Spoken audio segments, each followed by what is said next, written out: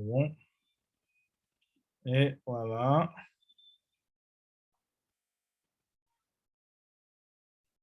Et voilà. Donc, excusez-moi. Super. Donc, Bezrat Hachem, on va essayer de faire aujourd'hui, continuer le Daf Yud Zayin et commencer le Daf Yud Ret, Bezrat Hachem. On en était à Daf Yud Zayin, Amoud Aleph. Alors, comment vous dire ça? On en était dans les grandes lignes d'en bas. La quatrième grande ligne d'en bas. La quatrième grande ligne. Dans ma Gemara, c'est comme ça. La quatrième grande ligne. Hop là, là. Voilà. Voilà.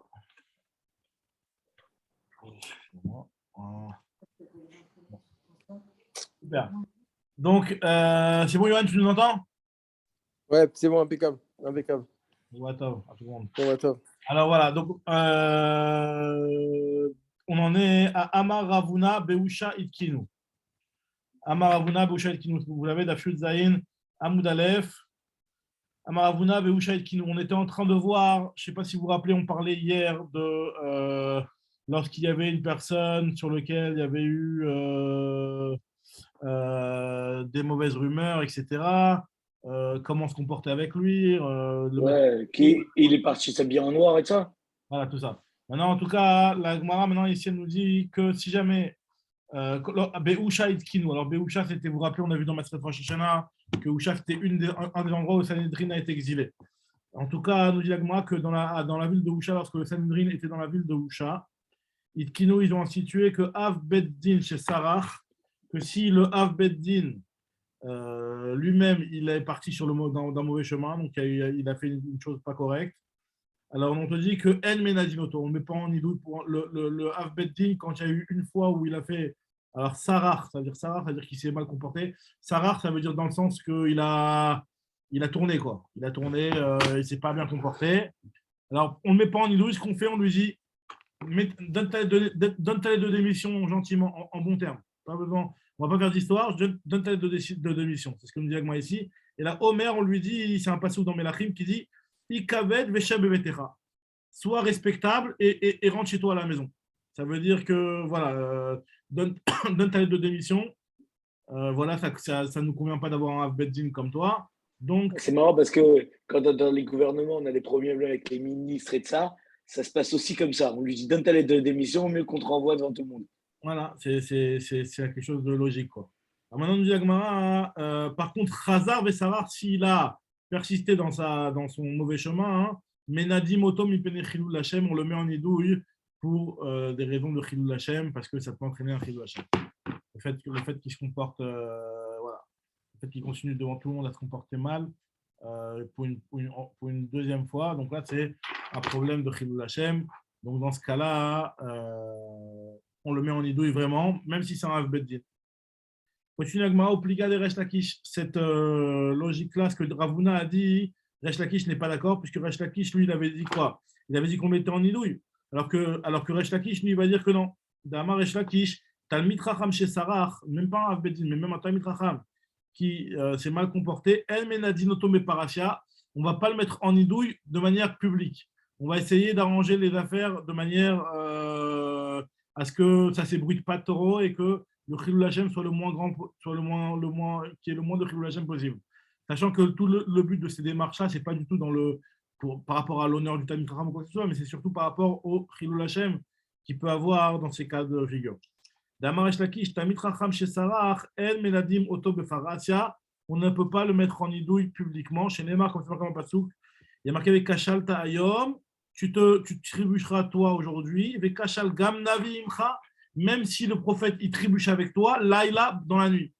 Ça veut dire que si le prophète lui aussi il trébuche, eh ben Kaseu Kalaïla, couvre-le comme la nuit, c'est-à-dire qu'il ne faut pas lui faire honte en public, il faut que ce soit comme la nuit dans l'obscurité où il n'y a personne qui voit.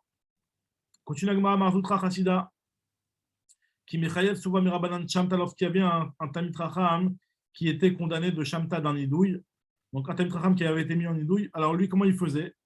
Il le mettait en idouille, il n'avait pas peur de le mettre en idouille, mais Berecha Meshmit Nafshe, au départ, il se mettait lui en idouille, et Mashmit Nafshe, Ve Adar Mashmit Edide, et juste après cela, il mettait en nidouille le Talmid Chacham.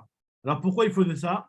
Alors il y a marqué dans Rashi, il faisait ça pour se rappeler que finalement, pour se rappeler, c'est un petit peu par rapport à un respect par rapport au Talmid Chacham, et puis aussi, et puis aussi pour que lorsque il rentre chez lui, il se rappelle qu'il doit aussi à un moment tenir compte du Talmid Chacham et lui enlever son nidouille au bout d'un moment. Parce que là, on parle d'un cas où Marzutra, il voulait mettre le Talmid Chacham en nidouille que pour une journée, par exemple. Et on avait dit que de mettre en nidouille pour une journée, c'est pas que tu dis, voilà, tu es en nidouille pour une journée et ça va partir tout seul. Le nidouille, il faut l'enlever en revenant et en faisant une action de l'enlever. Donc, pour qu'ils se souviennent, Marzutra, qu'ils doivent enlever le nidouille à ce Talmid Chacham, il devait se faire un mémotechnique. Et il avait décidé que ce moyen mémotechnique, c'est de se mettre lui-même en nidouille. Comme ça, d'une part, il va montrer un respect au Talmid Chacham en disant que lui aussi, il se met dans la même situation difficile. Et d'autre part, ça va aussi lui permettre de se rappeler qu'il doit enlever le nidouille à ce Talmid Chacham aussi le soir même.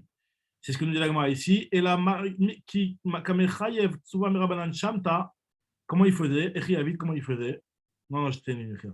Berecha Mashmid Nafsho, au début, il se met en nidouille lui, Vadar Mashmid les idées, et après, il mettait en nidouille le Talmid Chacham, qui avait Aïl Beouchpizé lorsque Marzutra rentrait chez lui, là où il dormait. Charele Nafché, d'abord, il s'enlevait le nidouille à lui-même pour que ce soit une personne sans nidouille qui vienne, un rave sans nidouille qui vienne et qui retire le nidouille du Talmid Chacham. Et donc, après, par la suite, il retirait le nidouille du Talmid Chacham. Ça veut dire qu'il se mettait un nidouille à lui pour qu'il se rappelle qu'il doit... Mais comment il peut se l'enlever à lui s'il faut quelqu'un qui soit son nidouille qui peut enlever le nidouille? C'est mieux. C'est pas une obligation, mais pour que ce soit mieux par rapport au kavod du Talmid Chacham, tout ça, c'est dans l'idée du kavod du Talmid Chacham. Pour le kavod du Talmid Chacham, que ce soit une personne qui ne soit pas en nidouille, qui vienne et qui lui enlève le nidouille. Charele d'idée, comme ce que nous dit l'Agmara, que Amarav Gid Amarav Talmid Chacham Menade Leatzmo ou Mefer Leatzmo. Un Talmid Chacham lui-même, il a la possibilité de se mettre en nidouille à lui-même et de se le retirer lui-même. Donc, ça, c'est ce que le Talmid Chacham peut faire. Donc, c'est ce qui se faisait Marzutra. L'Agmara nous raconte Amarav Papa. Titili, ça veut dire. Ça, c'est un vrai nidouille. Il se met un vrai nidouille ou c'est juste le truc d'un jour là? Non, c'est pas une nésifa, hein, c'est un vrai nidouille. Hein, c'est un vrai nidouille. C'est mamache, un nidouille de niveau nidouille, mamache. Mais quoi, il se met en nidouille? C'est quoi le truc? Je n'ai pas compris. Il se met en nidouille lui-même. Exactement. J'ai pas compris.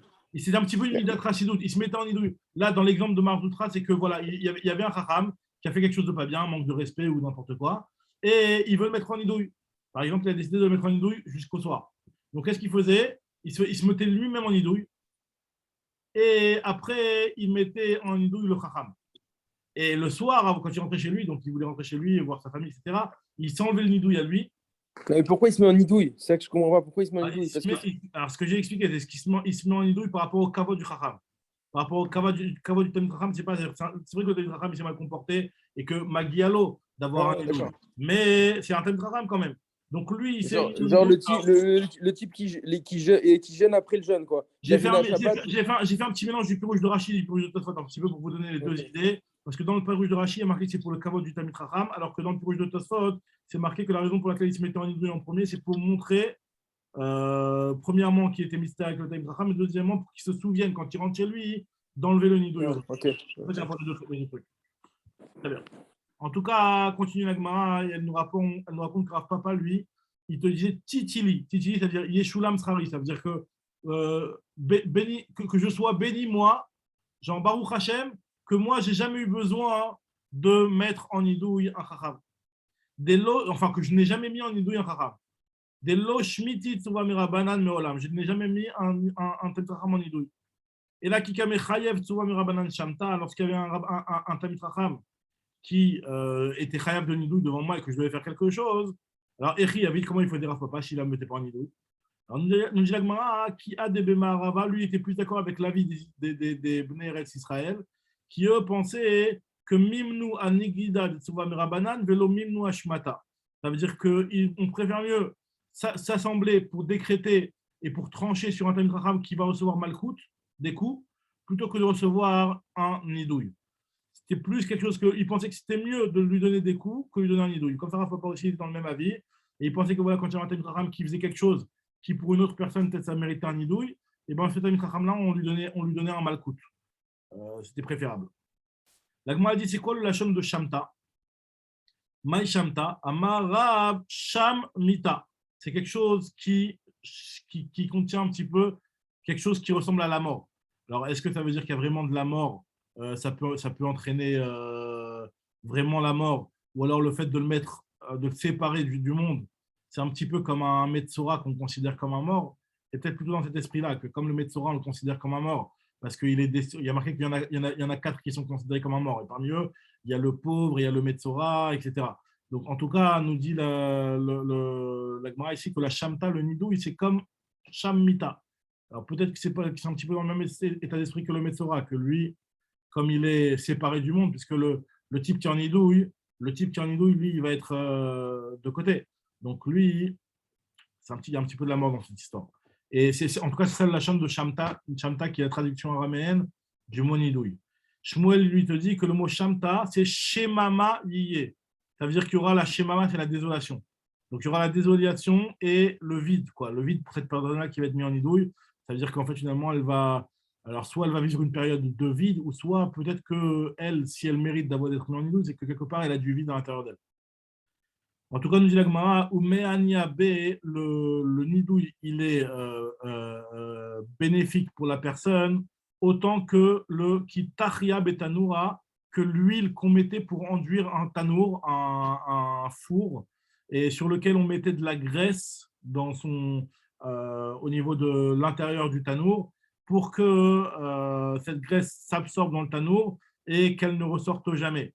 Pareil aussi, le nidouille, c'est une punition qui rentre dans la personne, mais qui laisse des traces et qui laisse des cicatrices, et elle ne va jamais, une personne qui subit un nidouille, ça fait toujours des traces dans la personne.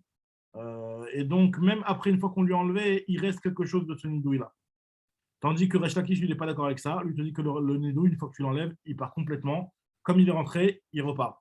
Ce que nous avons ici, ou pliga de Resh Lakish, lui, il est en désaccord avec ça. C'est ce qu'on a dit que le nidouille, quoi qu'il arrive, il laisse une trace et une cicatrice sur la personne qui a eu ce nidouille-là. Damar Lakish lui te dit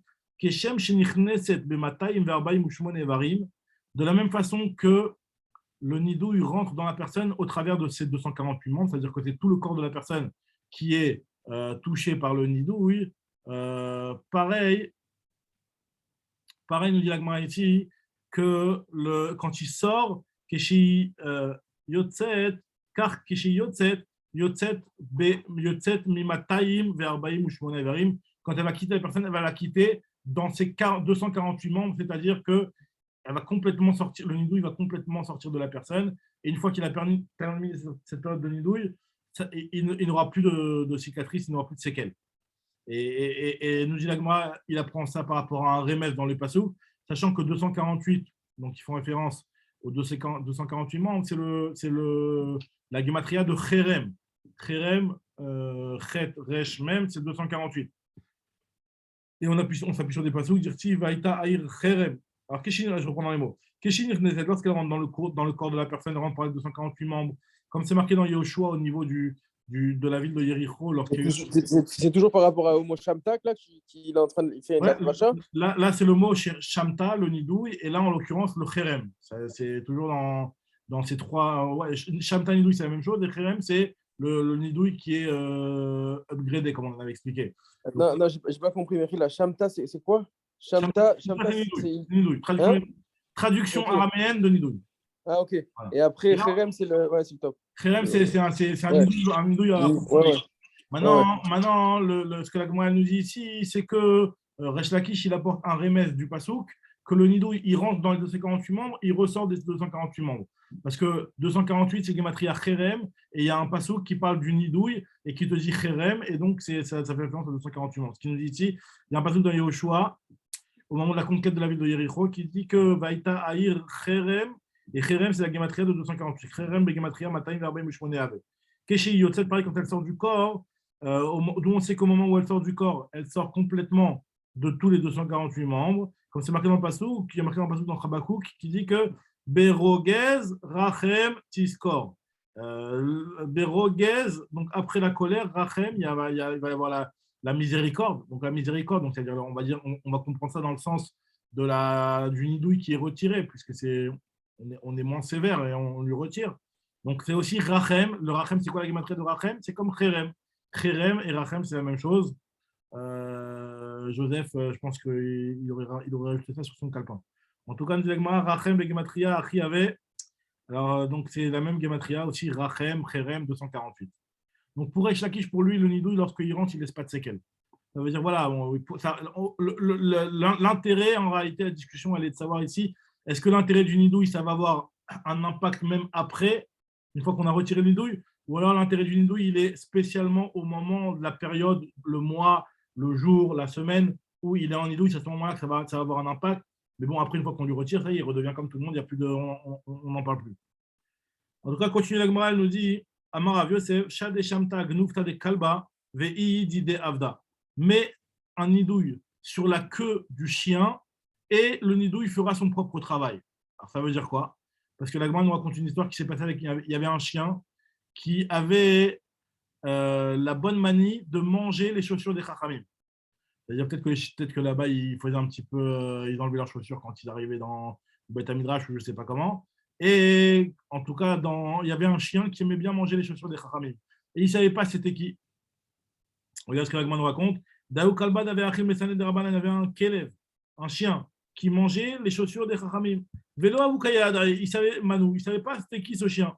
Qui était celui qui mangeait les chaussures. Vesham Toulé, ils l'ont mis en nidouille. Peut-être qu'ils ont mis en nidouille, ils pensaient que c'était peut-être un homme, je ne sais pas, ils ne savaient pas c'était qui, ils ne savaient pas qui était celui qui détériorait les chaussures des Chachamim. Ils ont mis un nidouille sur celui qui faisait ça. Itle Benoura Begnoufte, la queue du chien a été brûlée, va achalte, et donc il a été brûlé complètement ce chien par le feu. Donc c'est ce que dit Rabbi Yosef, jette le nidouille et le nidouille fera son travail. Aou Alma, une fois il y avait une personne violente, on va dire un barbare, quoi, qui n'arrêtait pas d'embêter les Chachamim. D'avec Kametserle, les Aoum Tsouam Rabbanan, qui n'arrêtait pas de déranger particulièrement un Talmid Chacham. Atal et Kamé de Rabbi Yosef, il est venu voir Rabbi Yosef, il a dit qu'est-ce que je peux faire avec lui? Alors il lui dit Amar, les sites manquent de respect, la halacha elle est que pour le Kavod Torah, tu dois le mettre en nidouille le type. Zil Shamte, mais là en nidouille. Amarle, Mistafinamine, j'ai peur de lui, il est dangereux, c'est un type violent. Amarle, il lui a dit Rabbi Yosef, Shekil Ibticha Ale, écris un papier, comme quoi si tu as peur qu'ils t'entendent au moment où tu dis ça, au moment où tu déclares le nidouille, eh ben, écris-le sur un papier, c'est aussi la même valeur. Écris un shtar, c'est un shtar de nidouille. Pticha, c'est un shtar de nidouille, un shtar de shamta. Que si jamais il te touche, quoi que ce soit, il est en nidouille. Et montre-lui ça pour qu'il ne te fasse pas de problème. En tout cas, il te dit, mais quand il a répondu, il a dit, j'ai encore plus peur de lui faire ça. C'est sûr qu'il va me taper encore plus fort si je lui fais ça. Amarli lui a dit, Rabbi Yosef, Shakle Arte Bekada, il a dit, prends l'écriture donc, dans laquelle tu as écrit le nidouille, mets-la dans une cruche, donc on tourne la page du Zainamoud Bet, mets-la dans une cruche, et Arte Bekavre, et toi, dépose-le dans un cimetière, un endroit où il n'y a personne, où personne ne va t'entendre. D'accord? Vekarebe, et sonne du chauffard dans la cruche, dans le cimetière. Alpha Shipure, à peu près 1000 fois, sonne 1000 fois du chauffard dans cet endroit-là. Nous dit la Gemara en 40 jours. C'est-à-dire prends 40 jours et essaye de sonner 1000 fois du chauffard dans cette cruche-là pendant 40 jours. Alors, c'est ce qu'il a fait, le Chacham. Donc, il a écrit un papier sur lequel il avait marqué voilà, ce tel type violent-là qui soit en nidouille. Il a pris le papier, il l'a mis dans une cruche. Il a pris la cruche, il est parti dans un cimetière et pendant 40 jours, il allait sonner du chauffard dans le cimetière. Azil Avidachi, Pakakada, à un moment, la cruche, elle a explosé, donc au bout de 40e jour, j'imagine. Oumit Alma, et le type, il est mort sur le coup. Donc, finalement, c'était la punition de ce type-là. Voilà. Maintenant, continue la Gemara demande Maïchipuré. Pourquoi on sonne du chauffard au moment où on met la personne en nidouille? Quel rapport entre le nidouille et le chauffard? La Gemara te dit Chipuré, c'est Shenifraim, donc il y a un petit peu le P et le Resh qui font Shenifraim Mimenu. C'est pour nous dire que le lachon de chauffard qui vient du mot piraon, donc c'est pour nous faire une allusion que c'est quelque chose qui va encaisser de la personne un dommage qu'il aurait pu faire ou un manque de respect qu'il aurait pu avoir. Et continue la Gemara et voilà. La Gemara elle nous continue, elle nous dit que Maï Tavra, pourquoi lorsque on sonne au moment du chauffard, on fait aussi Shvarim, Tavra c'est les Shvarim, Shvarim. Pourquoi on fait les Shvarim? Alors, Amar Rabbi Yitzhak Beret de Rav Yehuda, Tavra Bate Rame, parce que c'est pour nous dire que le nidouille, lui, il est Tavra, il a la force de casser et de détruire des maisons élevées. C'est-à-dire quoi des maisons élevées? Ça veut dire qu'il est capable de détruire même des choses qui sont importantes, etc. Le Shamta, le nidouille, il a la force de pouvoir rabaisser même les types qui se croient importants pour les remettre un petit peu dans le droit chemin. Alors, Détania, comme c'est marqué dans la Braïta, Amar Bishimon Ben Gamliel, Koma Kom Shenenu Chachamim Enehem, à chaque endroit où les Chachamim mettent leurs yeux, c'est-à-dire qu'ils font une remarque et ils font une remontrance à une personne, et qu'ils veulent une personne qui a voulu faire du mal aux Chachamim, alors dans ce cas-là, O Mita O Oni. Il y a soit la mort ou soit la pauvreté. C'est-à-dire qu'en fait, les Chachamim, comme c'est marqué dans Pirkei Avot, il ne faut pas jouer avec le feu. Tu ne joues pas avec le feu. Les Chachamim, c'est comme un feu. Donc, si tu veux t'aventurer à ça, tu prends le risque de te brûler. Très bien. Voilà. Donc, ça, c'est ce que la Gemara nous a dit sur cette partie-là. Maintenant, la Gemara reprend ce qu'on avait dit dans la Mishnah, où on avait vu que. Donc là, on va terminer un petit peu la première Mishnah, toujours dans la première Mishnah du Pérec, où on a vu que le Nazir et le Metzora, qui, eux, sortent de leur Toum'a, eux, ils ont le droit de se raser et de laver leurs vêtements pendant Chol HaMoed. D'accord? On avait donné des cas exceptionnels. S'il te plaît, je peux t'interrompre 2 minutes? Bien sûr, Vadaï. Oui. Pour le violent là, qui Ouais. est mort après l'histoire de la cruche, finalement, on ne lui laisse aucune chance. Alors que le nidouille, c'est une façon de s'excuser. Donc là, on le liquide carrément. Non, mais bien, sans possibilité de tchouva. Non, c'est pas. Moi, ce que j'ai compris ici, c'est que, en fait, la personne, c'est pas que le Chacham, Rav Yosef en l'occurrence ici, lui a dit de faire ça, sachant que ça allait aboutir à la mort du type. Je pense pas que c'était voulu. Je pense que c'était Mina Shamaïm, peut-être que ce type-là, il était condamné dans son derrière. Effectivement, c'est possible que des fois, il y a des avérotes qui sont tellement graves, en tenant compte peut-être du contexte, etc., que la personne, elle devait être condamnée à ce moment-là par rapport à la avéra. Et donc, je pense que Rav Yosef, au départ, quand il lui a dit de faire le nidouille, il lui a dit de faire un nidouille de cette façon-là, on va dire de manière peut-être pacifique. Et ce n'était pas dans un but de le tuer, ce n'était pas volontaire. Mais Mina Shamaïm, Akadosh Baruch Hu, il a décidé d'exploser la cruche. Et la cruche, elle a explosé. Et le type, il est mort sur le coup pour montrer que voilà, ce type-là, il avait fait quelque chose de grave. Et le nidouille, bon, c'est pas. D'accord. Et l'alternative, ça aurait été quoi? C'est-à-dire, lui, comment il aurait pu se sauver de cette condamnation? Non, c'est-à-dire, l'histoire de la cruche, je veux bien. C'est décidé par Akadosh Baruch Hu. D'accord. Ouais. Mais si jamais c'était une décision différente, ça aurait fini comment l'histoire de la cruche? Alors, comment ça aurait fini? Je pense qu'il aurait. C'est vrai, j'ai l'impression que lui, il voulait pas dire clairement à ce type violent qu'il le mettait en nidouille. Maintenant, quand il est parti dans le cimetière pour le mettre en nidouille, moi, ce que j'ai l'impression, c'est que le nidouille, on va dire, peut-être qu'il n'y aurait pas eu la mort, mais il y aurait eu peut-être la haniout, peut-être la pauvreté, comme ce que la Gemara continue. La Gemara nous a dit que lorsque les Chachamim s'énervent contre quelqu'un, c'est soit la mort, soit la pauvreté. Alors, peut-être qu'il y aurait eu un signe tout en laissant la personne vivante, mais peut-être des petites souffrances qui lui auraient permis de se ressaisir et que le type il se dit attends, ce qui m'arrive, je comprends que c'est en rapport avec le manque de respect que j'ai envers ce Chacham, etc. Et je me ressaisis. Donc je pense que ça aurait été parce que c'est vrai que c'est une bonne question, que c'est vrai que finalement lui il ne voulait pas lui dire clairement faire un nidouille pour 30 jours et on termine l'histoire dans 30 jours. Il n'a pas voulu lui dire en face. Il n'a pas été clair, il est parti discrètement de côté et le mettre en nidouille et faire quelque chose qui finalement comme si que vas-y Hachem toi décide de faire ce que tu as envie de faire avec lui. Ouais, d'accord.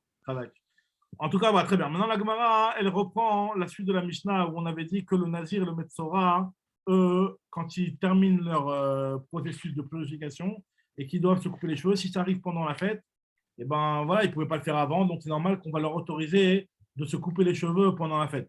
Comme on avait expliqué que l'interdiction de se couper les cheveux, elle était surtout pour ceux qui avaient la possibilité de le faire avant et pour ne pas avoir ce yetzerara de se dire je vais le laisser pendant la fête. Et finalement, tu vas passer les premières fêtes en ayant une coupe très pas propre, menouval, ce que la Gemara appelle menouvalim, c'est-à-dire qu'ils ne sont pas propres, d'accord? Donc, c'est pour ça qu'on avait interdit de se couper les cheveux. Maintenant, le Nazir et le Metzora, ce n'était pas leur faute. Eux, ils étaient dans un processus de Tahara. Ils ont terminé leur processus de Tahara. Ils doivent se raser. Ils peuvent se raser pendant Chol HaMoed. Maintenant, on parle de quoi exactement? Est-ce qu'on parle que Vadaï, que si leur processus de Tahara il se termine pendant Chol HaMoed, on parle de ça, au moins de ça. Maintenant, la Gemara veut essayer de réfléchir. Est-ce qu'on ne parlerait pas peut-être aussi d'un cas où le processus de Tahara s'est terminé la veille et il restait un jour? Tu n'as pas le temps, c'était un petit peu la panique. Et là, on lui laissera aussi peut-être la possibilité de se raser pendant la fête. Alors, ce que la Gemara va se demander. Rabbi Yirmiyah, Rabbi Zera. Il a demandé Rabbi Yirmiyah, Rabbi Zera. Beshello, Ayala Empnai. Est-ce qu'on parle de quelqu'un où il n'avait pas le temps avant la fête? C'est-à-dire que quand la Mishnah nous a dit que lorsque il sort de sa Touma, on parle de quelqu'un qui, pendant la fête, sort de sa Touma.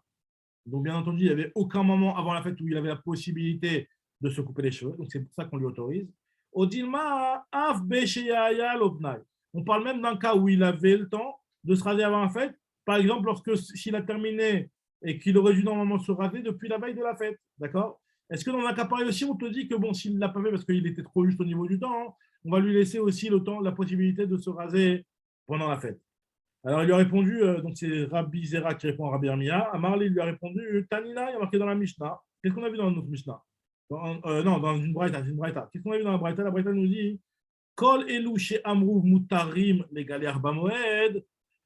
Tous ceux sur lesquels on a dit dans notre Mishnah qu'ils ont le droit de se raser pendant la fête, eh ben on parle d'un cas, on parle d'un cas où ils n'avaient pas le temps. Par exemple, celui qui sort de prison, celui qui vient de voyage, il n'avait pas le temps de se raser avant la fête. Aval ayala empnai asurim. Mais par contre, et donc c'est la preuve qui nous intéresse, le Nazir et le Metzora, afalpi chez ayala empnai, même si ils avaient le temps de se raser avant la fête, parce qu'ils avaient déjà fini leur jour de Toum'a avant la fête, Moutarim, eux, ils ont le droit de se raser pendant la fête. Pourquoi? Parce que les Chachamim ne l'ont pas fait un classe à ces personnes-là, vu qu'ils avaient l'interdiction pendant tous les jours, toute la période d'avant-fête, ils avaient une interdiction de le faire. Alors, c'est vrai que la veille de la fête, ils avaient la possibilité, mais on ne leur a pas interdit. Et pourquoi, nous dit la Gemara, Kede Moutarim, Shelo Yashu Kaobenotehem. Pour ne pas que le Metzora et le Nazir, eux, n'apportent pas, eux, en réalité, ils n'ont pas le droit d'apporter de korbanot tant qu'ils ne se sont pas rasés. Ils doivent se raser pour pouvoir apporter leur korbanot qui va un petit peu clôturer leur processus de Touma et Tara. Donc, nous dit la Gemara que si tu ne les autorises pas à se raser pendant Chol HaMoed, ils ne pourront pas apporter leur korbanot qu'après la fête, au moment où ils pourront se raser. Et donc, il vaut mieux, nous on préfère mieux leur donner la possibilité de pouvoir offrir des korbanot le plus rapidement possible en leur autorisant à se raser pendant la fête, plutôt que de dire que voilà, non, on va leur interdire, on va leur mettre le knas comme tout le monde, du fait qu'ils auraient pu se raser la veille. Donc, on va leur mettre le knas comme tout le monde et repousser leur Tahara complète qu'après la fête. Donc, on préfère mieux approcher le plus rapidement la Tahara. C'est ce que nous dit la Gemara ici. Maintenant, la Gemara nous rapporte une autre braïta, d'accord, qui vient autoriser à se raser pendant la fête à des cas en plus de notre Mishnah. Donc là, en fait, quand c'est marqué Tana, c'est une braïta, et c'est une braïta, donc ça veut dire en fait, finalement, comme j'avais déjà expliqué une fois, c'est une braïta qui va se greffer à notre Mishnah. Une braïta qui va faire référence à notre Mishnah indirectement, puisqu'elle nous rapporte que voilà, il n'y a pas seulement les cas de la Mishnah qui sont autorisés, qui ont le droit de se raser. Donc on avait dit celui qui sort de prison, celui qui vient de voyage, celui qui monte de sa Touma à sa Tahara. Tous ces cas-là, celui qui vient, qui était en idouille, c'est pas seulement ces cas-là qui ont le droit de se raser. Vient la braïta nous rajoute qu'il y a encore deux autres cas. C'est quoi les deux autres cas? C'est le Kohen et le je sais pas, à Kohen, oui, à Kohen et à Havel. Le Kohen et l'endeuillé. Alors, c'est quoi le Kohen et l'endeuillé? On va tout de suite expliquer. On doit déjà expliquer c'est quoi cette histoire de Kohen et l'endeuillé. Et on doit expliquer pourquoi, c'est quoi la discussion entre notre Mishnah qui n'a pas cité ces deux cas, donc pour qui notre Mishnah qui interdirait ces deux cas-là, et la Braïta qui, elle, l'a autorisé. Quelle est la discussion précisément? Donc, la Gemara va expliquer. Donc, Tana, il y a marqué dans une braïta à Kohen, vers Havel, Moutarin, Begilor, ils ont le droit de se raser. Donc, le Havel, donc là, on sait que le Havel, c'est important d'expliquer, on sait que le Havel, pendant les 7 premiers jours, il n'a pas le droit de se raser, Vadaï. Il n'a pas le droit de se laver, de laver ses vêtements, etc. Il n'a pas le droit de se raser, il n'a pas le droit de se laver, il n'a pas le droit de se mettre du parfum, etc. toutes les choses qu'on avait un petit peu citées rapidement. Donc, on sait que le Havel, il a des interdictions. Parmi ces interdictions des 7 premiers jours de la semaine de Havelout, il a aussi l'interdiction de se couper les cheveux. Maintenant, après, cette interdiction de se couper les cheveux, elle n'est pas seulement pendant les 7 jours. Puisque à la fin de ces 7 jours, il va commencer la période, l'endeuillé va commencer la période des shloshim. Et dans la période des shloshim, de la Havelout, il aura le droit de se laver, il aura le droit de laver ses vêtements, mais par contre, il n'aura toujours pas le droit de se couper les cheveux. Maintenant, on verra Bezrat Hashem, normalement j'espère demain ou dans la semaine prochaine en tout cas, que la fête, elle coupe la Havelout. La fête, elle va couper la Havelout dans une certaine mesure. Ça dépend combien de jours avant la fête, la Havelout a commencé. C'est-à-dire, encore une fois, donc dans la Havelout, il y a 2 niveaux. Il y a le niveau des Shiv'a et il y a le niveau des Shloshim. Les Shiv'a, il y a beaucoup de choses qu'on n'a pas le droit de faire. On n'a pas le droit de se laver, on n'a pas le droit de se laver les vêtements, on n'a pas le droit de porter des vêtements propres, on n'a pas le droit de laver ses vêtements et de se couper les cheveux et de se laver. Et dès que termine les Shiv'a et que continue sur les Shloshim, là, il va avoir une autorisation de se laver, mais par contre, on devra toujours continuer l'interdiction de se couper les cheveux pendant le mois de deuil. Maintenant, si jamais la fête, elle arrive à un certain moment, la fête, elle coupe le mois. Elle coupe le mois et elle le stoppe. Voilà, c'est-à-dire que non seulement ça ne va pas compter en tant que nombre de jours du mois, mais ça va carrément stopper la Havelout. Là, voilà, ce qu'on verra plus tard, c'est que le Régel, il est Mevatel la Havelout qu'il avait commencé avant la fête. C'est-à-dire que donc, s'il avait commencé une Havelout de Shiv'a avant la fête, on verra que la fête, elle va annuler le Shiv'a. S'il avait commencé les Shloshim, la fête, elle va annuler les Shloshim. Et donc, dans le cas où ça a annulé les Shiv'a, après la fête, il continuera sur les Shloshim.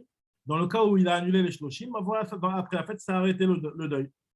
D'accord? Donc là, ça annulera complètement, la fête annule complètement les Shloshim. Très bien. Maintenant, lorsque la fête, et c'est pour ça qu'on va un petit peu mieux comprendre juste après, lorsque la fête, elle annule la Havelout des Shloshim, donc ça veut dire que finalement, on aura le droit de se couper les cheveux, mais déjà depuis la veille de la fête, on a le droit de se couper les cheveux. Même si finalement c'est la fête qui va annuler les shloshim, mais déjà depuis la veille de la fête, j'ai le droit de me couper les cheveux. Maintenant, nous dit l'Agmara. Alors l'Agmara va expliquer. Donc là, c'est juste une petite introduction pour comprendre facilement la suite de l'Agmara. L'Agmara nous dit voilà. Havel, on parle de quel cas exactement? C'est quoi le Havel sur lequel tu es en train de me dire que la Braïta, elle va l'autoriser à se couper les cheveux pendant la moyenne? C'est quel type de Havel? Havel, Echidame, on parle de quel type de Havel? Alors nous dit l'Agmara. Il est ma chal shmini shelo be'erev regel. Si on parle d'un Havel qui a fait la période des Shiv'a, elle l'a terminée. Et finalement, la veille de la fête, ce n'est pas les Shiv'a, c'est le 8e jour. Donc ça veut dire qu'il a déjà démarré les Shloshim. Sachant que, donc, comme je vous ai expliqué tout à l'heure, une Havelout ne pourra être arrêtée par la fête que si elle a démarré. Donc s'il y a les Shiv'a qui ont démarré, c'est les Shiv'a qui vont être arrêtés. S'il y a les Shloshim qui ont démarré, c'est les Shloshim qui vont être arrêtés. Donc là, on parle d'un cas où il avait, elle propose, si on parle d'un cas où son 8e jour tombe la veille de la fête, ça veut dire que lui, il a commencé les Shloshim, mais tu me dis que la fête, ça va lui stopper les Shloshim. Et donc lui, il aura le droit de se couper les cheveux. Je me dis, moi, il aurait dû se couper les cheveux avant la fête. Et Ridame, il est ma shechal shmini shelo be'erev haregel. Si tu me dis qu'on parle d'un cas où le 8e jour tombe la veille de fête, il aurait dû se couper la veille de la fête. Il avait le temps, il avait normalement la possibilité de se couper les cheveux la veille de la fête. Donc pourquoi tu vas l'autoriser lui pendant Chol HaMoed à se raser? Et là, shechal shmini shelo liot be'shabbat chez l'ifnar erev haregel. Donc là, on parle d'un cas encore plus particulier. C'est que lui, c'est vrai que ses shloshim ont déjà démarré. Et c'est vrai que la veille de la fête, c'était le 8e jour de sa Havelout, mais la veille de la fête, c'était un Shabbat. Donc, il ne peut pas se raser Shabbat. Qu'est-ce que tu me dis, lui, qui se rase le 8e jour? Il ne peut pas se raser Shabbat. On a dit oui, mais dans un cas pareil, ça, c'est un cas exceptionnel. Et dans ce cas exceptionnel, on lui a même autorisé à se raser la veille de Yom Tov, c'est-à-dire le jeudi, qui est encore pendant ses Shiva. L'Agmara va nous dire. Ce que nous dit l'Agmara ici, regardez. Et là, Shechal Shmini Shelo Liot Beshabbat et Reva Regel. Alors, elle te dit, il aurait dû se raser et Rev Shabbat. Non, pas le jeudi, mais Rev Shabbat. Finalement, non, Yom Tov tombe un dimanche et il y a le Shabbat, et donc il aurait dû se raser le vendredi, le Erev Shabbat. Damar Afrida, Amar Ravina Barshila, Alacha ki Abba Shaul, la Alacha est comme Abba Shaul. Donc on verra Bedrat Hashem dans la Futet Amoudbet qu'il y a l'avis de Abba Shaul qui lui considère, on va avoir une discussion entre Khamim et Abba Shaul, qui lui considère que même si Erev Haregel c'était le 7e jour, donc là on a parlé jusqu'à maintenant que le Erev Haregel c'était le 8e jour. La veille de la fête, c'était le 8e jour de sa Avelout. Là, Abba Shaul lui considère que même si la veille de la fête c'est le 7e jour de sa Avelout, finalement, lui, il termine ses Shiva en démarrant. C'est un petit peu comme ce qui se passe de nos jours. La khat elle est tranchée. Le dernier jour, c'est toujours, tu le démarres un petit peu, ce qu'on appelle Miksatayom Kikulo. C'est une partie de la journée, tu l'as commencé. C'est-à-dire qu'à partir du moment où le deuil il a été commencé 1 heure, ça suffit, il est terminé. Les Shiva sont terminés. Donc, d'après Abba Shaul, c'est normal. Parce que lui, le 7e jour de Jeur, la première heure, elle compte en tant que fin des Shiva. Et après, la journée d'après, c'est déjà le début des Shloshim. Donc, il y a déjà le début des Shloshim qui ont commencé. Donc là, il aurait pu se raser à ce moment-là, veille de Shabbat. Maintenant, nous dit la Gemara que même ceux qui sont en désaccord avec Abba Shaul et qui, eux, considèrent qu'on ne dit pas Miksatayom Kekulo, et pour eux, les Shloshim ne commenceront que le lendemain, c'est-à-dire le 8e jour de la Avelout. Malgré tout, dans un cas exceptionnel comme le cas qu'on est en train de parler, où Yom Tov tombe un dimanche, et donc la veille de Yom Tov, c'est un Shabbat, donc le 8e jour de la Avelout, c'est un Shabbat, dans un cas pareil, on va lui autoriser à se raser déjà le 7e jour, comme ce que Abba Shaul pense, et là, tout le monde va être d'accord avec Abba Shaul, qu'il aura le droit de se raser le 7e jour, c'est-à-dire la veille de Shabbat. C'est ce que dit la Gemara ici. Il a dit Rafrizda à Maravina Barshila, Alachak Abba Shaul, ou Modim Chachamim la Abba Shaul, et les Chachamim sont d'accord avec Abba Shaul de dire que Beshechal Shmini Sheloliot Beshabbat et Revaregel, lorsque le 8e jour tombe un Shabbat, qui est la veille de fête, c'est-à-dire que Yom Tov il est un dimanche, chez Moutar, les Galiars Berev Shabbat, il aura le droit de se raser Erev Shabbat. Alors nous dit Agma, donc je ne comprends pas dans quel cas tu me dis que le Havel il a le droit de se raser, puisque tous les exemples que je t'ai cités jusqu'à maintenant, il aurait dû se raser avant la fête. L'autre Richa nous dit l'Agmara, Shechal Shvi Shelol Yod Be Shabbat Erev Haregel. On parle d'un cas où le 7e jour, ce n'est pas le 8e jour qui tombe veille de fête, c'est le 7e jour qui tombe un Shabbat veille de fête. Donc là, qu'est-ce que tu vas me dire? Il va se raser le 6e jour, il ne peut pas se raser le 6e jour. Donc ça, Avelout, elle se termine quelque part. Alors finalement, c'est justement ça la discussion. Pourquoi on avait dit que dans notre Mishnah, notre Mishnah n'a pas autorisé le cas de Avelout? C'est seulement la Braïta qui est venue qui a dit non, le cas de Avelout, il est autorisé, il aura le droit aussi de se raser pendant la Moed. On nous explique la Gemara, on parle d'un cas très particulier. On parle d'un cas où le type, il avait les 7 jours de Avelout, ils étaient avant la fête. Lorsque la fête arrive, le premier jour de fête, c'est le 8e jour de la Avelout. Mais la veille de la fête, c'est le 7e jour de la Avelout. Et alors, il aurait dû se raser la veille de la fête. Non, ce jour-là, c'était un Shabbat. Alors là, c'est sûr qu'on ne va pas lui autoriser à se raser le 6e jour de sa Avelout, la veille de Shabbat. La veille de Shabbat, c'est le 6e jour de sa Avelout. D'accord? Donc, à partir du moment où lui, il n'avait pas la possibilité de se raser pendant la fête, la veille de fête, je veux dire, donc on lui autorise à se raser pendant la fête. Maintenant, pourquoi notre Mishnah n'a pas été d'accord avec ça? Parce qu'en fait, ça va dépendre, comme ce que j'expliquais tout à l'heure. Si tu dis que Miksatayom Kekulo, ça veut dire que la veille de fête, les Shloshim ont déjà commencé, puisque les Shiva se sont terminés à la première heure, une fois que le 7e jour il a commencé. Donc, Miksatayom Kekulo, on a fini les Shiva. Deuxième partie du Shabbat, c'est déjà les Shloshim qui ont commencé. Donc, si les Shloshim ont commencé, oui, la fête va m'annuler les Shloshim. Tandis que si tu me dis que on ne pense pas Miksatayom Kekulo, donc ça veut dire que les Shloshim n'ont pas démarré avant la fête. Si les Shloshim n'ont pas démarré avant la fête n'annulera pas les Shloshim. Donc il n'a pas le droit de se raser pendant la fête. C'est ce que nous dit la Gemara dans les mots. Tanabara, le Tana extérieur, ça veut dire le Tana extérieur, le Tana de la Braïta, qui a autorisé, lui, la Avelout, il pense, Savarla, qui a Abba Shaul, il pense comme Abba Shaul, qui a dit quoi? De Amar Miksatayom Kekulo. On va considérer que quand on a démarré la journée, c'est comme si que toute la journée était passée. Et Shvi Olelo Lekanu Lekan. Et donc le 7e jour, il compte en tant que début de journée, c'est la fin des Shiva. Et la fin de la journée, c'est les Shloshim. Donc, c'est pour cela qu'il aura le droit de se raser pendant Chol Hamoed, puisque les shloshim ont commencé avant la fête, donc la fête, elle a stoppé les shloshim. Et Kevan des Shabbat avait Anous, donc il était Anous, il ne pouvait pas se raser Shabbat. Donc, c'est pour ça qu'il va se raser pendant Chol Hamoed. Et Tana Didan, alors que notre Tana y pense, le Tana de notre Mishnah, qui n'a pas cité le cas de ce Havel-là, de cette personne en deuil. Alors, nous dit Agmara, elle pense que ça va la Kirabanan, elle pense que les Rabanan qui ne sont pas d'accord avec Abba Shaul et qui pensent qu'on ne dit pas Mixatayom Kikulo. D'Amré, Lo Amrinan Mixatayom Kikulo. Et donc, Aktelo, Shalim Avelo de Shiva, donc il n'a pas terminé la Avelo de Shiva.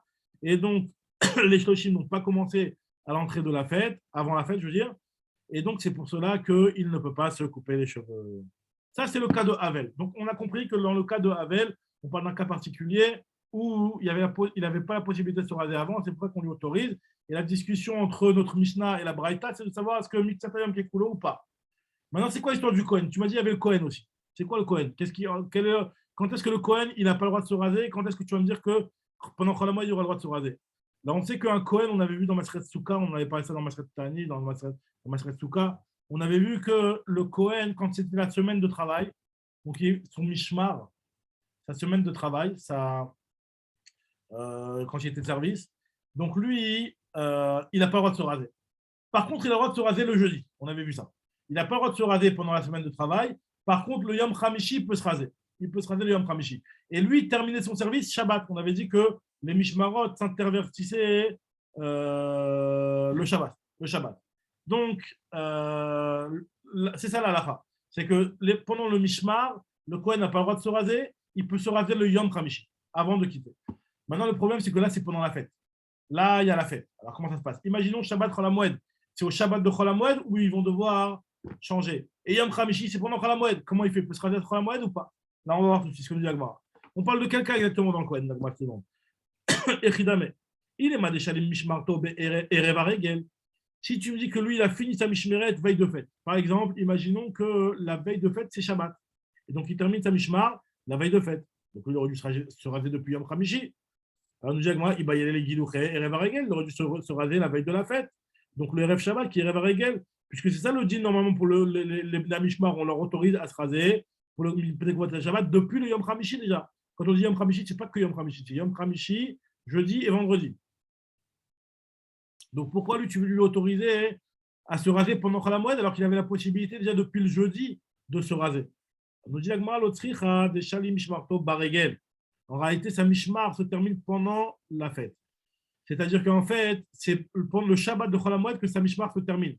Mais en réalité, sa Mishmar, elle ne se termine pas complètement parce qu'on avait déjà vu dans Maseret Souka. Ah, attends, ils sont toujours pendant Chol Hamoed, ils sont tous en Mishmar, les Kohanim. Ah, d'accord, c'est ce que j'allais dire. Mais le problème, c'est que voilà, est-ce que, et c'est justement ça la marque Rava Kacher, c'est exactement donc ça. Donc il n'a pas arrêté. Il y a Femer, il y a Bizu, c'est exactement ça la Nekuda.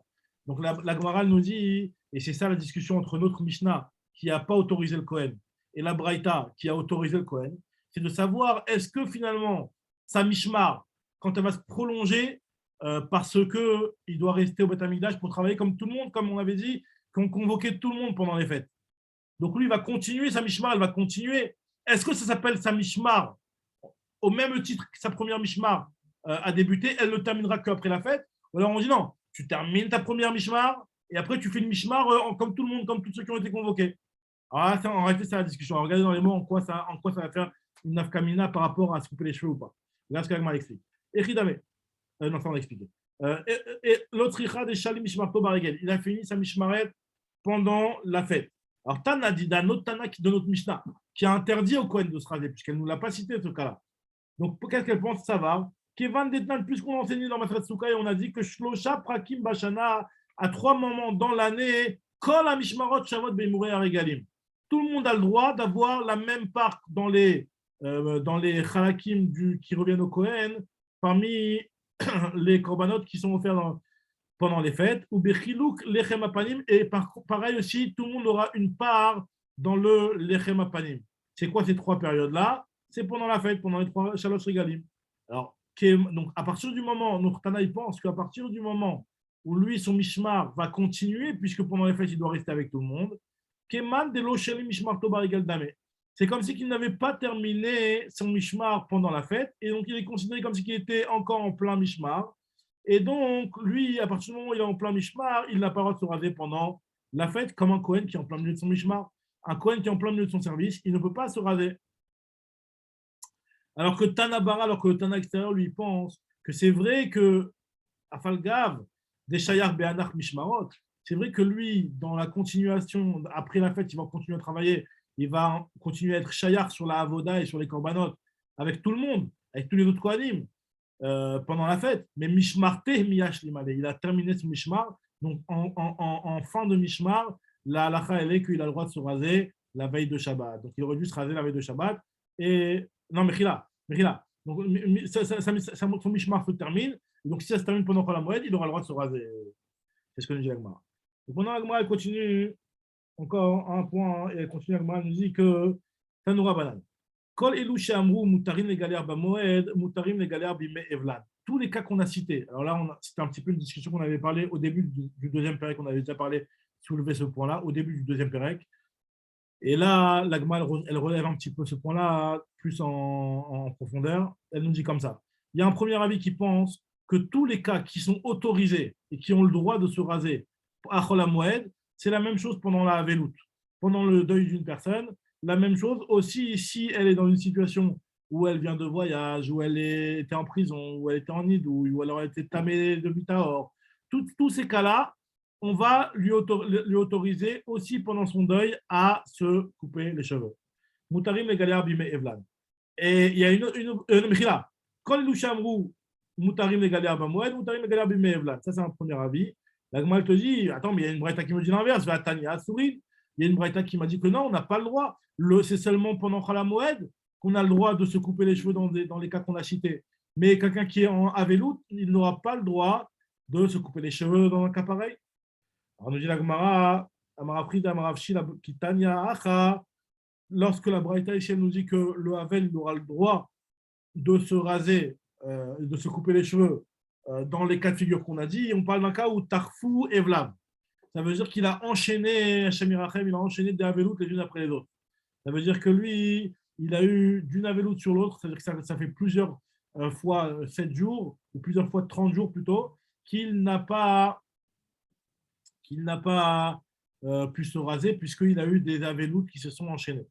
Parfait ou Avela, c'est-à-dire qu'il y a eu des Aveloutes qui se sont enchaînés. Et à partir du moment où lui, ça devient trop long pour lui, il aura le droit de se couper les cheveux. Alors ça m'a dit, attends, mais je comprends pas, si vraiment on parle d'un cas où le type, il a eu un enchaînement de Aveloutes, alors quoi qu'il arrive, c'est pas seulement les cas qu'on avait vus qui ont le droit de se raser, tout le monde a le droit de se raser dans un cas pareil. Nami, tout le monde a le droit de se raser. Le type, ça fait plusieurs semaines qu'il est en Avelout, donc c'est normal qu'on va lui autoriser, pas parce qu'il il est sorti de prison, pas parce qu'il est venu de voyage. Les Tania, comme c'est marqué dans la Braïta, Tarfou Avela Vzeachade, une personne qui a eu des deuils qui se sont enchaînés les uns après les autres, alors à partir de 2 fois, je pense déjà. Le Jagma, Irbid Searo, dès qu'il a les cheveux trop longs, mais quel bêtard, il peut s'alléger la coupe en se faisant un petit coup de ciseau, un petit coup de lame. Il aura le droit aussi, si c'est par exemple pendant les shivas, des shivas qui s'enchaînent, il aura le droit aussi de laver ses vêtements dans l'eau. Nous dit la Gemara en tant que réponse. Donc finalement, la question, elle est comment ça fait que tu as dit que c'est autorisé? Réponse, on parle d'un cas où ça s'est enchaîné. La Gemara, elle m'a dit oui, mais si ça s'enchaîne, tout le monde a le droit. Réponse de la Gemara, Aïtmara là, sur ça, on nous a dit que même si c'est vrai qu'il a le droit, lorsqu'il y a eu un enchaînement de Havelout, qu'il a le droit de se couper les cheveux. Mais il doit le faire avec un chinouille. Frisda nous a dit que ça se fait avec un chinouille normalement. Frisda, Betar, Velo Bemispareil, seulement avec une lame, mais pas avec des ciseaux. Bamaïm, avec de l'eau, Velo Beneter, Velo Beoel, et pas avec du Neter et Joël, ce sont des produits cosmétiques pour laver le vêtement, enfin cosmétiques, pas cosmétiques, des produits d'entretien, quoi, de lessive, etc. Neter, Veoel, c'est de la lessive. Donc, il devra le faire à l'eau, laver à l'eau son vêtement et pas le laver avec une lessive. Donc, c'est pour cela et là, il vient l'enseignement de la Braïta à te dire que par contre, si jamais il a eu des enchaînements de Havelout, alors là, s'il est aussi dans un cas de figure, comme ce qu'on a dit dans notre Mishnah, il sort de prison, etc., ça lui autorise à carrément se couper les cheveux de manière normale, sans chinouille, et se laver les vêtements aussi de manière normale, sans faire de chinouille. Amara Frida, il te dit, en tout cas, ce qu'on voit d'ici, et on tire une halakha d'ici, on avait déjà parlé jusqu'à maintenant, Zotomeret, Avel, Asurvetir Bosset. On voit que le Avel normal, qui n'a pas un enchaînement de Avelout, il a le droit il n'a pas le droit, je veux dire, de se laver les vêtements. Il est à Survetir Bosset pendant les 7 jours, il n'a pas le droit de se laver les vêtements, même avec l'eau, puisqu'on a dit que c'est seulement dans un cas où il enchaîne des Avelout qu'il aura le droit de le faire avec l'eau et pas la lessive. Ouais, Yohan. Ah, je crois que ça y est, ouais. Très bien. Continue avec moi. Tanoura Banan. Keshem, chez Amrou, Assour, les Galéars, Bamoed, de la même façon que l'on a dit qu'on n'a pas le droit de se raser pendant la fête, alors car Assour, Litol, Tipornaï, Bamoed. Donc là, c'est la souga des ongles. Alors, la souga très intéressante, vous allez voir. Alors pendant la fête, on n'a pas le droit de se couper les cheveux, on a dit. On n'a pas le droit, pour la même raison, de se couper les ongles pendant Khalamoued. On va voir ce que c'est dans tous les cas. Divrei Rabbi Yehuda. Rabbi aussi m'attire. Rabbi aussi il dit non, c'est autorisé. Tu as le droit de te couper les ongles pendant Khalamoued. Parce qu'à partir du moment où c'est très, très, très. Alors, il y en a qui expliquent. À partir du moment où de laisser les ongles longs, c'est vraiment quelque chose qui est vraiment un manque de respect pour la fête. Et en une semaine, ça arrive très facilement que les ongles, ils sont, pour certains, je sais qu'il y en a qui, que pour eux même, une semaine, déjà d'un Shabbat sur l'autre, qui sont déjà avec des ongles très, très longs. Ça dépend de chacun, mais en tout cas, ça peut être, c'est quelque chose de normal, on va dire, d'avoir les ongles qui sont longs et qui peuvent être dégoûtants pendant la fête. Donc, on autorise ça pendant Khalamoued, comme ça, Rabbi aussi. Et la Braïta, elle te dit que Shem Shamru Avel Asur les Galéas Bimevlo, car Asur Litol Tipronaim Bimevlo. Tagma prend le sujet cette fois-ci du deuil. Elle te dit que de la même façon que l'endeuillé n'a pas le droit de se couper les cheveux, il n'aura pas non plus le droit de se couper les ongles. Ça, c'est parole de Rabbi Yehuda, dit Rabbi Yehuda. Et Rabbi aussi m'attire. Rabbi aussi lui autorise. Il pense que de se laisser pousser les ongles, c'est pas obligatoire pendant le deuil. Donc finalement, il y a deux discussions entre Rabbi Yehuda et Rabbi aussi sur les ongles, une dans Khalamoued et une dans le Havel. Nous dit la Gemara Amaroula, Alakha ki Rabbi Yehuda be Havel, ve Alakha ki Rabbi aussi Bamoed. Lui te dit qu'il y a une différence entre le deuil et le Khalamoued. Pour Khalamoued, je tiens l'Alakha comme Rabbi aussi, comme que c'est moutard. Tandis que dans le deuil, je tiens l'Alakha comme Rabbi Yehuda qui dit que c'est assaut. Moi, il te dit non, l'Alakha est dans tous les cas comme Rabbi aussi. Même dans le Havel, puisque nous dit la Gemara, Alakha qui Rabbi aussi Bamoed ou Havel. Pour moi, il te dit Shmuel que l'Alakha est comme Rabbi aussi bien dans la futrette, aussi bien dans le Khalamoued que dans la Havelout. Pourquoi nous dit la Gemara? Parce que des Amar Shmuel, ça c'est une Alakha importante, mais ça c'est un principe très important, que Alakha qui dit vrai Mekel Bahavel. Dans la Havelout, l'Alakha est tout le temps comme le Mekel. Quand il y a une discussion qui n'est pas tranchée, on va dire, la halakha est comme le Mekel. Donc c'est pour ça. On l'avait pas déjà vu dans le Shabbat, ça, cette histoire de halakha le Mekel avec l'histoire du Pidyon Aben. Sur quoi sur le Pidyon Aben? Sur le Pidyon Aben avec Rabban Gamliel. Je ne sais pas de côté, ici nous rapporte la Gemara dans Iruvin et dans Bechorot. Ah, dans Iruvin. Non, dans Bechorot, tu parles, toi, dans Bechorot. Non, dans Iruvin, on avait vu avec Rabban Gamliel par rapport au Havel et au Bechor et au Pidyon Aben. Je ne me rappelle plus. C'est quoi l'histoire? Il y a eu quoi? Je ne me rappelle plus. Je sais qu'il y avait Rabban Gamliel. On en parle dans Iruvin et dans Bechorot. Ça avait marqué qu'ils avaient dit que toujours le Havel, c'est halakha qui est Mekel. Ah, et c'était Rabban Gamliel là-bas, qui était Mekel. Et on n'avait pas tranché halakha comme lui. Alors là, ce que Agma te dit, que c'est un principe qui vient de Shmuel. Et Shmuel te dit que l'halakha est comme le Mekel dans le Havelout. Et donc, c'est pour cela qu'on autorise, comme Rabbi aussi, de se couper les ongles pendant Khalamoued. Alors, l'Agma va nous raconter des petites histoires sympathiques. Regardez sympathique, hein, ça reste quand même dans le sujet de la Havelout. Hein. L'Agma nous raconte Pinchas, le frère de Shmuel, de Mar Shmuel. Il y a Pinchas Arva de Mar Shmuel. Pinchas, lui, c'était le frère de Shmuel. Itra Bemilta, il a eu une sale histoire. Bon, Itra Bemilta, ça lui est arrivé quelque chose. C'est en d'autres termes pour dire qu'il a eu une Havelout. D'accord? Son fils est mort, c'est rapporté dans les Mefarshim. Donc c'est une Havelout, dans le Rashi Ktavian, il dit que c'est son fils qui est mort. En tout cas, il y a une Havelout qui ne concernait pas Shmuel, son frère. D'accord? Parce que s'il avait perdu son père, ben, ça concerne aussi Shmuel, son frère. Là, on parle qu'il a perdu son fils. Donc ça ne concerne pas son frère Shmuel. Et Shmuel, il est venu et il lui a rendu visite. Al-Shmuel, le Mishal Ta'amamine, il est venu un petit peu pour le consoler. Chazanou, les tout frais d'Ave des Fichan, il a vu qu'il avait les ongles longs. Il lui a dit, pourquoi tu te laisses les ongles longs? Coupe-les toi. Amarli lui a dit, Amalo Shakal Tlale, ou pourquoi tu ne les coupes pas? Marie lui a dit, Ibedide avait mis mes alvat bikuleha. Si c'était à toi que tu avais eu un deuil, est-ce que toi aussi, tu aurais été, mes alvel, tu aurais été méprisant sur ton deuil en te coupant les ongles? Et la Gemara nous dit que en fait, cette phrase-là qui est sortie de la bouche de Pinchas, c'était comme pas une klala, mais en tout cas, comme on voit, Brit Khuta Sfataim, qu'il y a une alliance qui a été tranchée avec les lèvres. En fait, finalement, Atif Tarpela Satan, comme ce qui rapporte un petit peu dans Tosfot, c'est qu'il a ouvert la bouche du Satan, et finalement, Shmuel, il a eu juste après ça un deuil.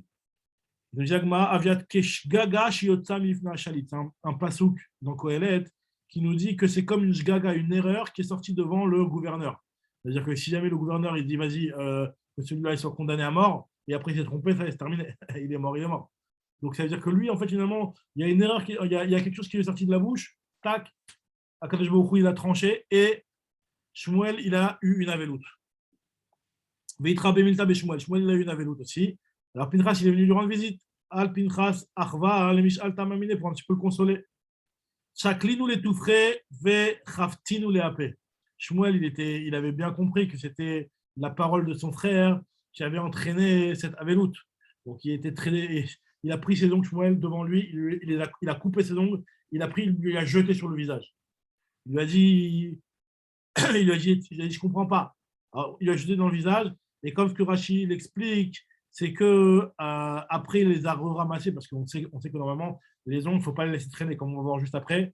C'est dans cette morale-là où on va voir que les ongles, on ne les laisse pas traîner, on ne peut pas laisser traîner les ongles n'importe où. En tout cas, Shmuel, il a pris ses ongles et il lui a jeté au visage. Après, il les a ramassés, mais en tout cas, il les a jetés au visage. Il nous dit la Gemara que Shmuel lui a dit, tu connais pas ce principe-là de ne pas dire des mauvaises choses comme ça. Brit Keruta, Sfataim, il y a une alliance qui a été tranchée avec les ongles, avec les lèvres, avec la parole. Le Jagmara, Marley lui a dit Leitlar, Brit Keruta, Sfataim, Damar Abiochanan, Minaïn, chez Brit Keruta, Sfataim, d'où sait-on qu'il y a une alliance qui a été tranchée avec les lèvres, chez Nehemar, comme c'est marqué dans la Kedat Yitzhak. Vayomer Avram, il a dit à ses enfants, chez vous, la Chempo Imachamor, restez avec le Chamor. Ve'ani ve'anar nelchadko, et moi et le jeune homme, en parlant de Yitzhak, on va aller là-bas et nous allons revenir. Ve'nashuva alechem, et nous allons revenir. Et en fait, cette phrase de Avraham Avinu, elle a eu son poids, puisque finalement, effectivement, les deux ils sont revenus et Yitzhak n'est pas mort dans cet épisode. Ve'istaya milta, il y a eu une siata d'Ishmaya, Deadur Tarvayu, et les deux ils ont pu revenir. C'est un petit peu étrange ce qu'on va apprendre des choses, parce qu'on sait très bien que c'est Akadosh Baruch Hu qui, quoi qu'il arrive, même si Abraham n'avait pas parlé, Akadosh Baruch Hu ne voulait pas que Yitzhak meure, c'était une épreuve. Mais en tout cas, nous dit la Gemara, en tout cas, ce qu'on voit de cette Gemara-là, c'est que le fait que Abraham Avinu avait dit de sa propre bouche que nous allons revenir vers vous, ça a entraîné quelque part, ça a eu son poids dans la décision d'Akadosh Baruch Hu de ne pas vraiment égorger Yitzhak. Continue la Gemara, Savourminé lui pensait, il pensait à la yeshiva, enfin, concernant la vie de Shmuel, il pensait, nous dit la Gemara, Deyad in, Deregello. C'est seulement les ongles de la main qu'on a le droit de se couper les cheveux pendant Chol HaMoed, ou pendant le deuil en tout cas, et pas les ongles des pieds. Nous dit la Gemara, Maravanan Bar Tachlifa, les Didi Mefar Shalim de Shmuel. Moi j'ai entendu Shmuel lui-même qui expliquait qu'il n'y avait pas de différence entre les ongles de la main et les ongles des pieds. L'Oshena de Yad, l'Oshena de Regel, dans tous les cas, on aura le droit de les couper. Amarafria Barashi Amarav ou Begunstera Asur. Par contre, on ne peut pas les couper avec un coupe-ongle. Gunstera, c'est des ciseaux, un coupe-ongle ou des ciseaux, quelque chose qui est habituel pour la coupe des ongles. Ça veut dire que ça devra quand même être fait avec un chinouille. On ne pourra pas couper les ongles sans faire de chinouille. Continue à nous rapporter une autre histoire concernant les ongles cette fois-ci. Regardez encore une fois. Amarav Shemen Baraba avec Imna Kame de Rabbi Yochanan be Midrasha. Je me tenais devant Rabbi Yochanan au Bet Midrash, Bechouda Shel Moed. Veshaklinu et Toufre Beshine. Il a coupé ses ongles avec ses dents. Vezarkinu et il les a jetés. J'ai vu Rabbi Yochanan qui a jeté ses ongles. Alors de là, j'ai appris trois choses. Je m'ai mis athlète, j'ai appris trois choses. Donc déjà, on va expliquer comment celui qui a pu jeter les ongles. On va expliquer. J'ai appris que on a le droit de se couper les ongles à la bouche, en tout cas, pas avec des ciseaux, pendant Chol HaMoed. Shmamina, j'ai appris aussi que En Baem Mishum Mius. C'est pas dégoûtant, parce que s'il a fait à la bouche, c'est que quelque part, c'est pas quelque chose de dégoûtant de se couper les ongles à la bouche. Alors, c'est vrai qu'on dit que de se couper avec les dents, c'est pas tellement bon, c'est pas le plus propre, mais en tout cas, voilà, c'est quelque chose qui est, on va dire, c'est pas choquant, c'est pas choquant. Et deuxième chose, Shmamina à Moutal, les orcanes, on voit qu'on a le droit de les jeter. Là, on m'a dit, je comprends pas comment tu peux me dire qu'on a le droit de les jeter. Il dit, ah bon, on a le droit de les jeter. Pourtant, Véatania, quand tu vas il y a trois choses qui ont été dites concernant les ongles.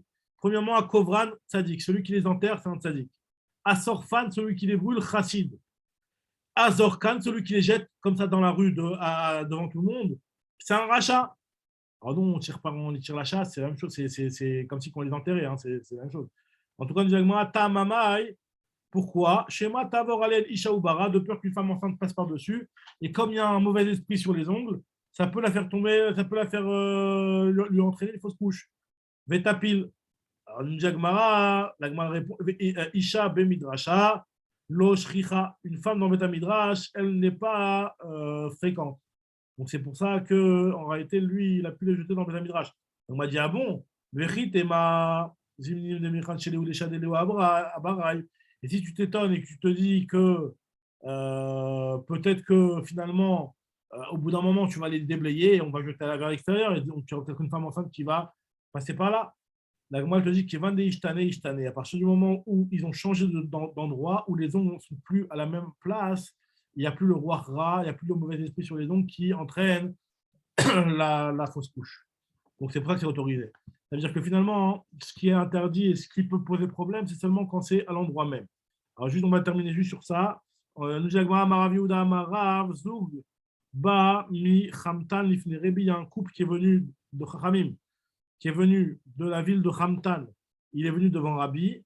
Oumar Zoutra Matne, lui, Rav Zoutra, il dit que c'est carrément une braïta. C'est une braïta qui nous dit ça que Zoug Ba Mi Khamtan Lifne Rebi. Ou Bikshu Menu Sipolam, ils ont posé la question concernant les Chachamim ces Chachamim-là, ils ont posé la question sur les ongles pendant la Havelout. Et il tire la haine. Il leur a autorisé. C'est-à-dire, il leur a dit que c'était moutard. Et la Gemara nous dit que il y en a qui expliquent qu'on parle aussi par rapport à Khalamoued, mais bon, le pirouge qui rapportait, c'est par rapport à la Havelout. Et il tire la haine, il leur a autorisé. Et Imbikshu Mimenu Safa, s'ils avaient aussi demandé Safa, c'est la moustache. Alors, Itir Lahem, il leur aurait aussi autorisé de se couper la moustache pendant la Havelout. Et Shmuel lui te dit, ils ont demandé et effectivement, il a autorisé. Shmuel Amar, Afbikshu, Mimenu Safa, ve Itir Lahem, il aura autorisé. On dit la Gemara que Amar Avitul Safra, Avitul le Sofer, il a dit au nom de Rav, il y en a qui ne se pas, Safa, on a le droit pendant la Havelout de raser la moustache. Misavit les avit, d'un angle, d'un coin de la bouche à l'autre coin de la bouche. C'est seulement cette partie-là, et pas plus bas, après c'est la barbe. Ça, on ne peut pas. À Marabiami, Bessafa mais à Kevet. On peut seulement ce qui gêne au moment où on mange. D'accord. C'est ce qui rentre dans la bouche et ce qui gêne. À Marabiami Barisrak, les dit moi, il nous dit Marabiami Barisrak, pour moi qui suis sensible, Kessafa mais à Kevet d'Amélie, toute la moustache, pour moi, c'est dérangeant. Même ce qui ne me rentre pas dans la bouche, ça me dérange. Et donc, c'est pour ça que je pense qu'il faut autoriser tout. La Gemara te rapporte encore un autre enseignement de ce Abitul Safra, un truc qui n'a rien à voir. Avec Amar Abitul Safra Misheme Derav, Paro, donc le Paro, Shaya Bimé Moshe, qui était à l'époque de Moshe, ou Ama, il avait une taille de Ama, c'était un nain. Le Paro, qui était à l'époque de Moshe, nous dit la Gemara, c'était un nain, il faisait 50 cm. 60 cm, allez, on va prendre le chiffre le plus grand. Nous dit la Gemara, Uskeno Ama, il avait une barbe qui faisait une Ama, ou Parmashteko Ama Vazeret.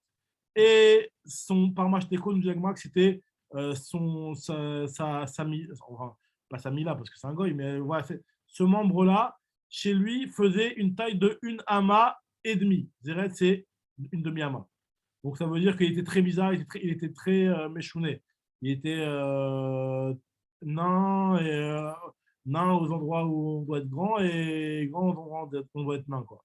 Alors les Kayem Machénémar, c'est pour accomplir ce qui a marqué et pour appliquer ce qui est marqué dans le passage dans Daniel, où Shfal Anashim Yakim Ale, j'ai mis sur ce peuple les gens les plus bas.